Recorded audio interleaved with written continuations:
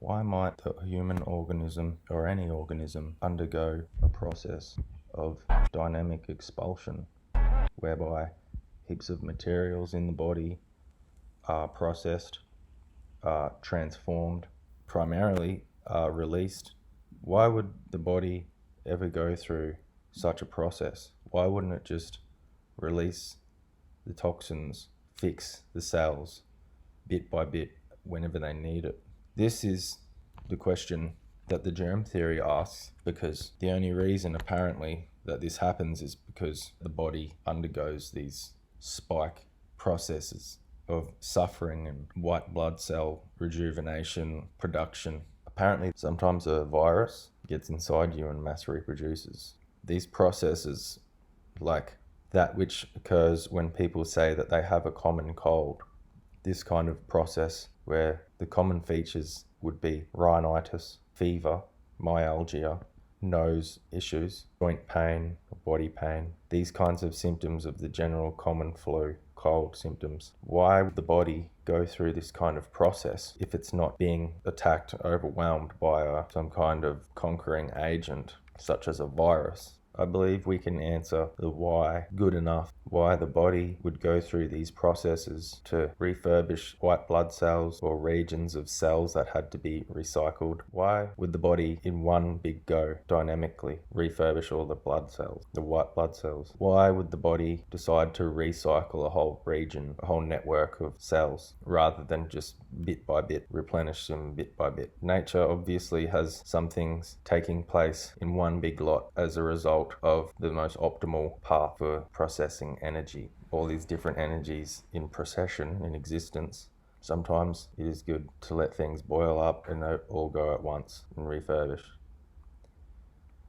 It just does. It just does. Why might these kinds of disease symptoms, characters of disease, why might they line up in timing for people living in the same area, for example, in the same town or just the same general location? If the body is likely to undergo these processes of refurbishment triggered by its own affordability settings of when it should recycle, refurbish these cellular networks, why would this kind of process take place at a time when it's likely to take place for other people too, who are living in the same area as you? This question of, if there is no such thing as germs infecting people and initiating disease that way, if that isn't happening, then how could it possibly be happening? The most common answer from anyone who doesn't believe in germs causing disease, the common answer is people became poisoned in a similar way. And this is too short. This is not a good enough answer for me.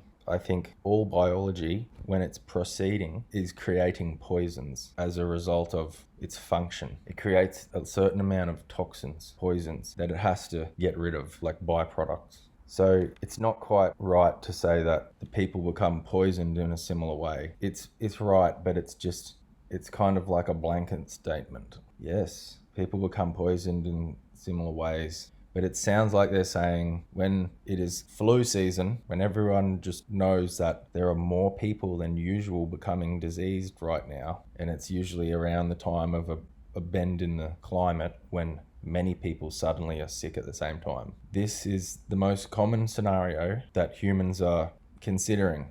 And the most common answer I'm hearing from the people who do not believe in the germ theory reality is that the people become poisoned in a similar way. They live in the same town. Maybe the whole town got a draft of some gas from a factory somewhere, or they got a poisonous a rotten load of food or milk. Maybe someone put something in the town water. To me, the most common reason this happens, the most accurate answer I or anyone can give at this stage, is humans produce toxins. No one really knows the absolute perfect settings for humans to just plod along and not produce any byproducts, or perhaps not byproducts in a way that build up and have to be dynamically released over time. So let's just say humans, as they are surviving, they produce byproducts.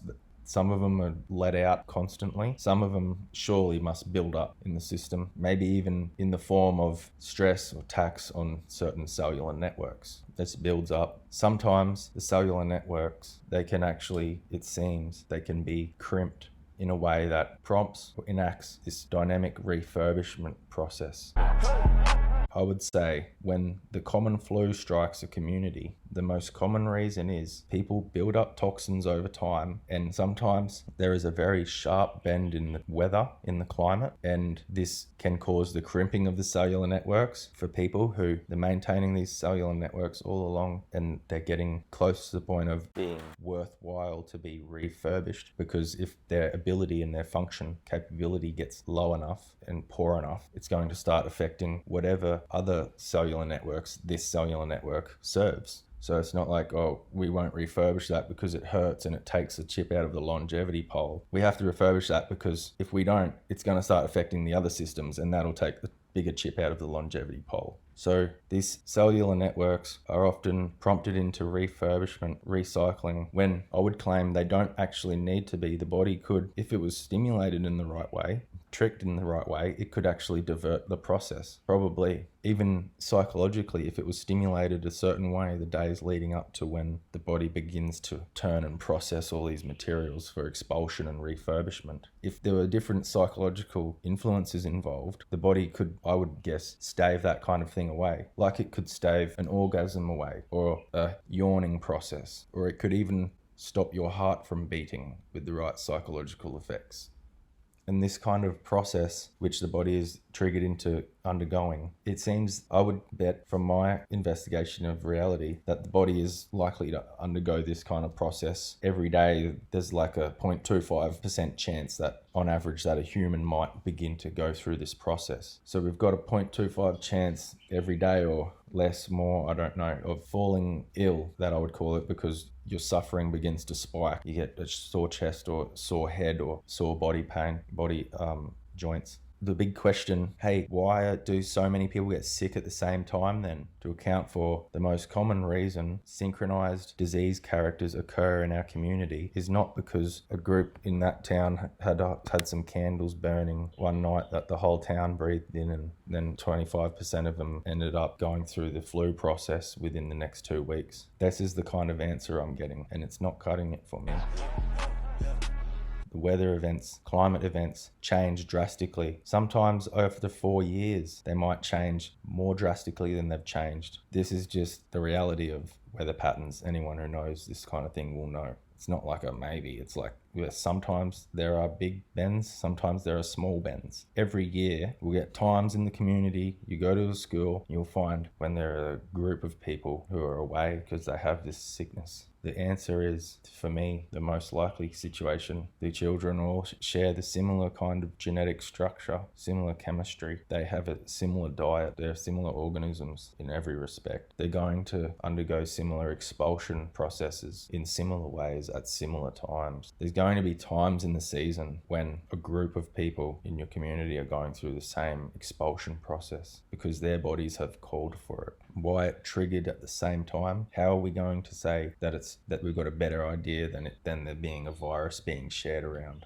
What about we are sharing the season cycles, we are sharing the humidity, and we share basically the same genetic structure? Why wouldn't we expect to see this at similar times? And yes, it is because technically it's because we are poisoned in similar ways, but why it happens at the same time, all I'm getting from the big honchos of the groups that don't believe in germ theory is, people sometimes get poisoned in the same way. It's not a big enough answer for the question, for the reality of the scenario. There's a whole town, a whole area got poisoned, that I'm pretty sure we can just say that most of the time all these people get sick at the same time. It's not because they breathed in a candle of the same nature. It's because they're an organism of the same nature. They're inclined to undergo refurbishment processes of the same nature, more or less at different times of the year, in the same character, in the same manner. Why did we have smallpox season? Why was there a polio season? Humans, did they all get poisoned in a similar way? All these polio victims, or all these smallpox victims? Human societies these days aren't poisoned in the same way that they are in those days of when mass smallpox epidemics used to occur in a significant way. Even just the fact of having fridges nowadays changes the game of what kind of materials are being put into the body, what kind of materials have transformed and then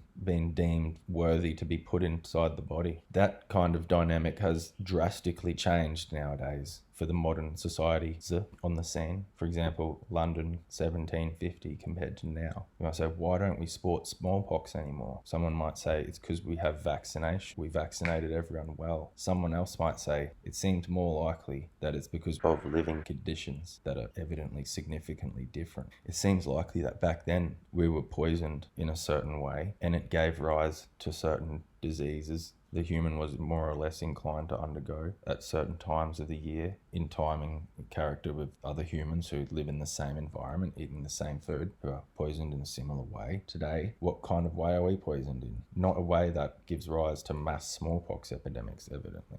Why would the mass smallpox epidemics occur at this time of year and not that time of year? Why would everyone just think that the body has nothing to do with seasonal cycles? And then if it did, why would everyone think that, okay, well, if there is something to do with seasonal cycles and disease, then it has to happen every time the season changes and to every person? No. Sometimes the body doesn't want to do that at this time of the year and it's fine. Other times it decides it ought to do that. If the whole world suddenly has its nutriment, its food sources and patterns disrupted, even if the whole world gets put onto a significantly more wholesome or healthy diet, you will see a significant change and you will see large numbers of people breaking out into illness of a similar character, I bet, because the bodies will be going through similar processes at the similar time.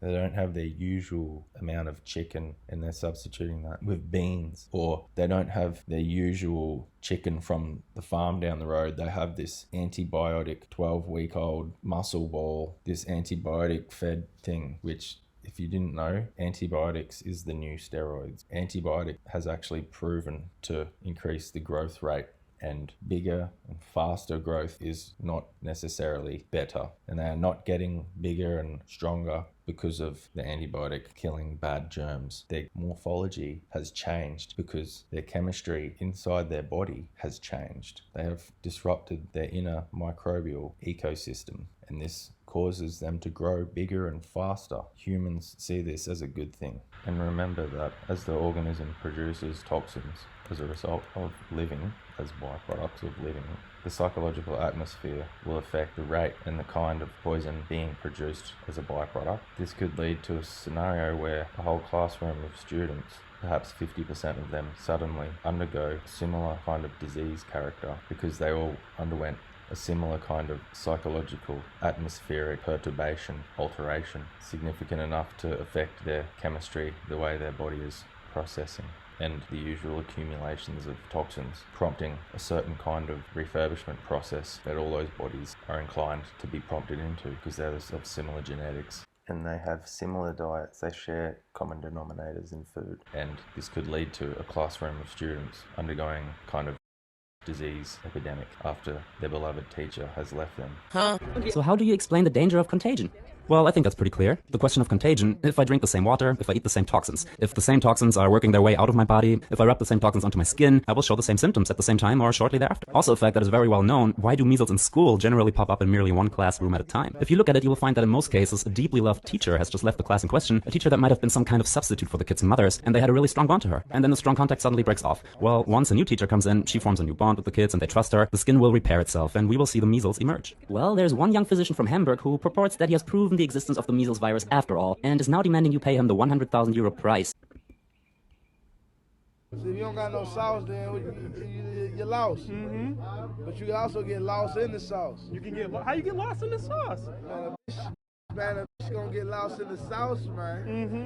You know what I'm saying? I know what you're saying, man. I'm sprinkling salt, dropping sauce that we street, man. Right. You know what I mean? I dig it. Overdose of sauce. No meat, just sauce. No, you can't born with sauce. You get. I wasn't born without the sauce.